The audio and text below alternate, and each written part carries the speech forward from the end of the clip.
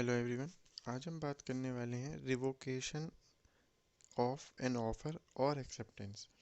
यानी कि आपने कुछ ऑफ़र एक्सेप्ट किया, मतलब ऑफ़र भी एक्सेप्ट किया, एक्सेप्टेंस भी बन गई, प्रॉमिस भी बन गया। उसके बाद आपको उसे रिवोक करना है। रिवोक यानी कि कैंसिल करना है, या कैंसिल किसी वजह से वो हो जाता है। उसके बारे में आज हम पढ़ने वाले हैं। पहला पॉइंट है बाय कम्युनिकेशन ऑफ नोटिस। यानी कि आप कोई नोटिस दे सकते हो कि हमें जो हमारा एक्सेप्टेंस हुआ था हमें अब वो नहीं चाहिए। The offer or may revoke his personal any proposal any time before the letter of acceptance is posted to him। इसका मतलब वही है कि नोटिस से पहले तक आप एक्सेप्टेंस में रहेंगे। अगर आपको रिवोकेशन करनी है bye the communication of notice, आप कर सकते हो कि हम आपका ऑफर एक्सेप्ट नहीं कर रहे हैं। दूसरा पॉइंट आता है by the lapse of time. ये मैंने आपको ऊपर भी बताया था कि अगर आपका टाइम निकल गया, आपने कम्युनिकेशन नहीं करी या आपने प्रिस्क्राइब्ड मोड में कम्युनिकेशन नहीं करी, तो भी आपका जो ऑफ़र था वो एक्सेप्टेंस में नहीं आएगा। वो नहीं माना जाएगा कि ऑफ़र आपने एक्सेप्ट करा है।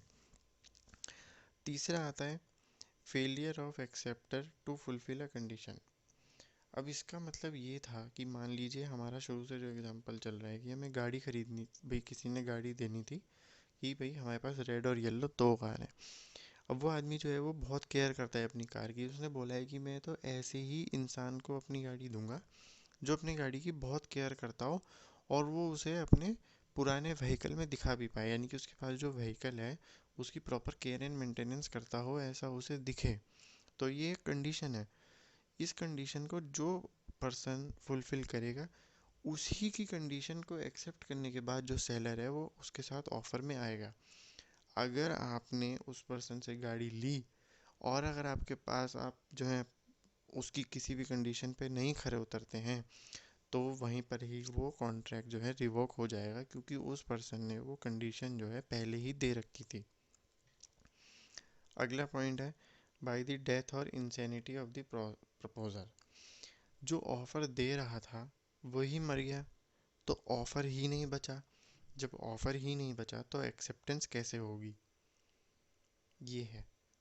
अगले पॉइंट में आते हैं if a counter offer is made. मैंने आपको अभी ऊपर बताया था काउंटर ऑफर या क्रॉस ऑफर भी बोलते हैं इसे, कि मैंने आपसे बोला था कि येलो गाड़ी आपको लेनी है, आपने बोला ठीक है, सब कुछ हो गया, एक्सेप्टेंस भी हो गई। फिर मेरा मन बदल गया, मैंने बोला नहीं नहीं येलो नहीं, आप ऐसा करो रेड गाड़ी बेचनी है मेरे को, रेड ले लो। आपने कह दिया ठीक है, तो जो पुराना ऑफर था वो लैप्स हो जाएगा, वो रिवोक हो जाएगा और नया ऑफर बन जाएगा।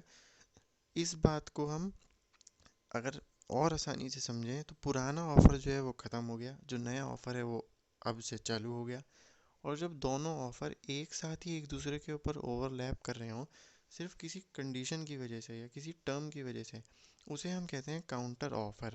यानी कि पुराने ऑफ़र को ख़त्म करके अब हमने नया ऑफ़र दिया है, नई कंडीशन नई टर्म्स के साथ, उसे कहते हैं हम काउंटर ऑफ़र, जो आपको यहाँ पे भी दिखेगा। With some modification in terms with some with some modification in terms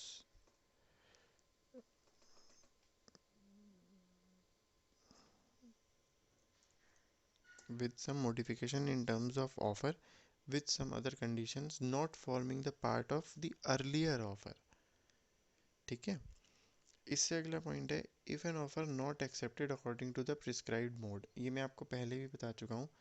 अगर आपको ऑफर एक्सेप्ट करना है तो आपको प्रिस्क्राइब्ड मोड में ही करना पड़ेगा, वरना आपने चाहे उसे किसी और मोड से ही क्यों ना भेज, वो ऑफर एक्सेप्टेड माना ही नहीं जाएगा। अगला पॉइंट है कि an offer comes to an end when if the law is changed. आप सोचिए कि आपने एक जो है पानी का बिजनेस कि आप पानी बेचते हैं, बोरिंग का पानी निकाला, टैंकर में भरा और बेच दिया। अब मान लीजिए उस पर टैक्स लगने लगा, आपको घाटा होने लगा, आपने कहा कि भैया हम अभी ये काम नहीं करेंगे। तो आपने जितने भी लोगों से बिजनेस कर रखा था, डील कर रखा था, उन सब के ऑफर्स को, कॉन्ट्रैक्ट्स को आप रिवोक करोगे, क्योंकि अब आपका बिजनेस बचा नहीं है।